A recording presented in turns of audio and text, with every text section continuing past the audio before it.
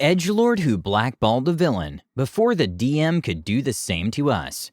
Hi everyone, All Things D&D is back with another story. Sometimes DMs should just write a novel instead of trying to run a game for players. But this DM got what was coming to him from a most unexpected place.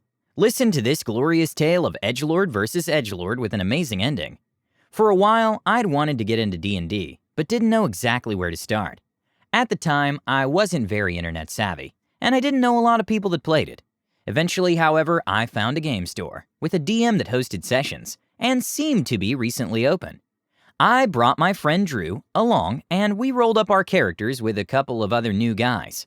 Our hopes were high, as the DM proclaimed himself to be a master story crafter with countless awe-inspiring characters and arcs. I rolled a tiefling bard named Prudence, who I intended to play as a sort of con artist with a heart of gold. Drew rolled up a half-elf paladin named Alan Enoch. The other players were a gnome sorceress, a halfling cleric, and a half-orc monk. Me, Drew, and the other players quickly got along, and the session started with us all meeting in a tavern. At the time, I wasn't quite aware of how cliché this was, but whatever. Maybe the DM wanted us to have a simple, straightforward, bright adventure, since we were new to D&D. This turned out to not be the case. Instead, our adventure consisted of trudging through a grimdark, semi-noir style story, where we had to deal with things like mob wars, murdered NPCs, and a lot of sex and racism. I don't even think we even got to leave the city. We weren't exactly comfortable with this setting, but figured that was just sort of the price of admission. DM's the dungeon master, and that means he's our master, I guessed, and kinda just went along with things, hoping they would get better. They, did not. Our first real quest dealt with a crew of goblin smugglers that we tracked to an old shipyard. We charged into their hideout, and immediately all went down in 2 rounds, as the goblins all cast Lightning Bolt. The only reason it took a second turn is because Monk stopped himself from charging through the door, right after Olin went down. Enter Kane, an NPC rogue/paladin/wizard/something to save us, single-handedly killing all the goblins with ease, casting Spare the Dying on us, and blowing up the ship we were to target, which was loaded with all the contraband. The DM described all of this in extensive detail for over 5 minutes, while we just lay there barely alive, unable to do anything. I'm pretty sure he also described the parts our characters weren't even there to see. The session wrapped up with Kane berating the party for such carelessness in the pursuit of justice, and we escaped back to our base at the inn. We only got half the payment because some mysterious figure who delivered the head of the goblin captain and collected the bounty. After that session, I asked the DM if that encounter was even balanced for us, and he seemed to take offense to this, because he went into a long lecture about the goblins and how they seemed to exploit a bunch of homebrew and metagaming factors that made them all insanely powerful, but they're still just that challenge rating. I was a little annoyed, but took it in stride.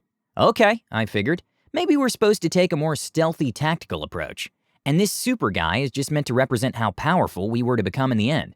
Or maybe he's supposed to act like a simple safety net. If only I had realized sooner.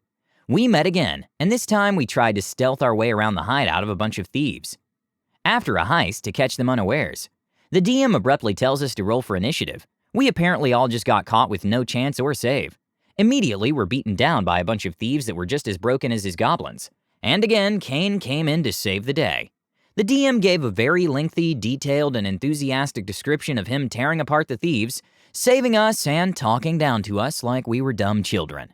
Monk weakly asked who he was, and he just continued to monologue about essentially how cool he was, and how foolish we were, etc., not giving any detail as to who he was, or why he was saving us. Instead, just going on about how beautiful and wretched this city was, and how much of a lone crusader he was, and blah, blah, blah.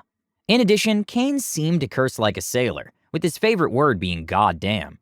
Basically, imagine The Punisher mixed with Batman written by Frank Miller, specifically modern Miller. Yet again, we were sent back to base to only pick up half the reward, and a penalty to our experience. This went on repeatedly. While in the city, many NPCs told us legends of this mysterious vigilante Kane, whom all the criminal underworld feared, and how he once punched out the Demogorgon or something. For so many NPCs we had to work with, they seemed to all fit so few archetypes. The grizzled old man, the sultry bad girl, and the streetwise punk kid, all of which were snarky and insulting to the party the whole way through. It wasn't very long into this campaign where I tried to work with the DM to make these encounters easier. We weren't having fun getting stomped so quickly, and then having his NPC bail us out every time. He countered basically by going into how awesome he was, though, and how tragic his backstory supposedly was, and how we were all supposed to be so enthralled by this righteous crusader. I asked if we could leave the city, and he dismissed it, saying we'd be hunted down and murdered by a cabal of demons. I just asked for some fights that we could win without help, and that would be all we'd need. DM said he understood and would fix things. Next session, we were killing rats in a sewer. Not dire rats, just regular rats that seemed unnaturally hostile, partially due to our target, a mad druid. After dealing with the rats, the druid revealed himself, wild-shaped into a giant spider boar thing, and wiped the floor with us. Kane came, saved us, did his thing, and left. At this point, some of the other players were getting actively frustrated and complained about nothing having changed. The DM complained back that he gave us that free encounter that was little more than us stomping on rats. That should have been enough. No, it was not. And the Monks player argued that we came here to have an adventure, with satisfying combat and story, and so far we'd just been acting as an audience for his DM NPC's solo story. Every time we got close to the boss, we'd get stomped and Kane would take the spotlight. Every mystery that went on for too long, we'd arrive with Kane having already gotten there first and taken care of everything. "Why are we even here?" Monk asked. "Because you should want to do good things as heroes," the DM replied. "And what have we managed to do?" Monk asked. "You fought crime and witchcraft." "We have, and lost every single time. Then you basically take the story for yourself and act like we're not even here. I didn't come here to hear about the adventures you wrote up for yourself. I came here to play an adventure." Monk was nearly shouting. After this argument, we took a hiatus of a couple of months. When we came back together, Monk's player was unable to join us due to a new job he had to work. So we got another new player to join us instead. They rolled up a half-drow rogue named Droog. First impressions weren't the best. "All right, introduce your character in the tavern," the DM said.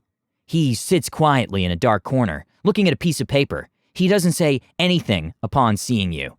DM's eyes visibly narrowed, and a sour expression was visible on his face. Fabulous. We now have an Edgelord party member in the campaign that's nothing but edge. Can't wait to see how he reacts upon being out-edged by the uber-cool Kane.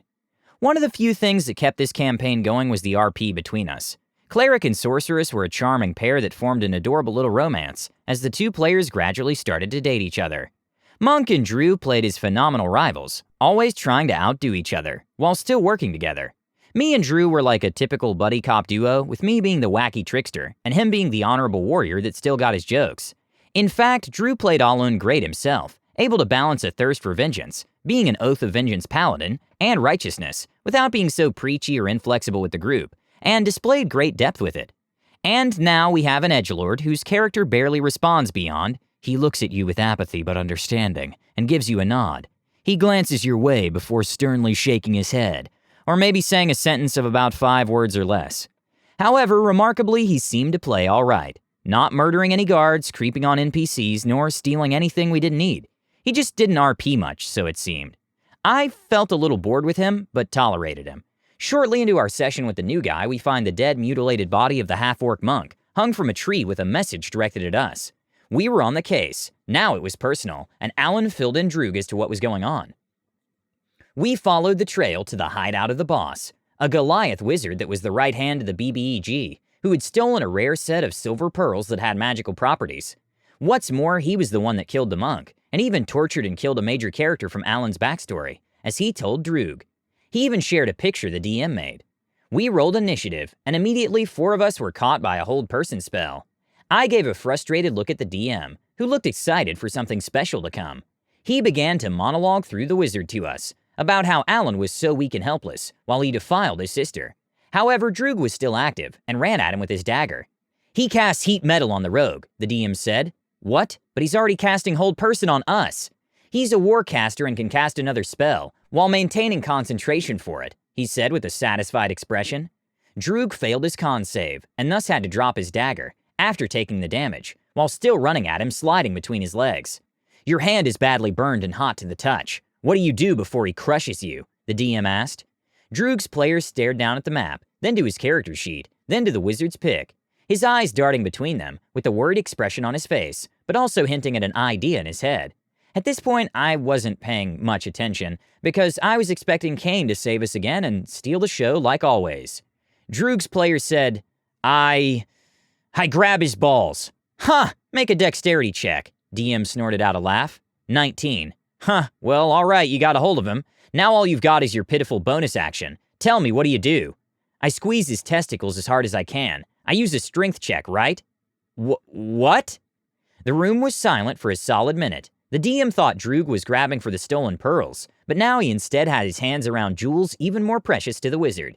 The DM started to flip through his notes and the book frantically, trying to find a loophole. The wizard wasn't wearing armor, just a kilt secured by his belt. But there was no such thing. This wasn't for damage, this wasn't for theft, this was simply going to hurt. Make a strength check. And there we received a miracle from on high. Not from the DM's NPC flexing, but from the D&D gods themselves. Natural 20. The DM was horrified and scrambled to counter. He rolls a constitution save. Natural 1. There truly are D&D gods. The DM curtly states that the wizard has lost concentration on all of the spells. Next turn, a Lun charges head-on, rolling to attack, as we all moved into fight with everything we had. I kicked the hot dagger to his spellbook. The sorceress used Mage Hand to place the hot metal over the book, and the cleric drove it right through the book with his warhammer. Droog was not letting go no matter what, while Alan plunged his sword into the wizard's face. In 2 rounds, Alan had inflicted the finishing blow, and his sister and friend had been avenged. DM's face was bright red as he watched us defeat this boss. Droog finally decided to roleplay a bit even. Droog finally let go, got back up to his feet, wiping his hand off on the wizard's kilt and dusting off his hat. It's done, but how it was done never leaves this room. We all started laughing at what had just happened, all except for the DM. We only stopped when he started screaming at us. You ruined my scene! You ruined everything! You were supposed to be beaten and saved by Kane! He was his BBEG! Hey, he was mine too, Drew said. Yeah, and this time we actually got to beat him, I said triumphantly. The DM went into a long rant about how Kane was supposed to kill him because the wizard had murdered his family, burned down his hometown and sold him into slavery when he was a baby. We all just started laughing harder.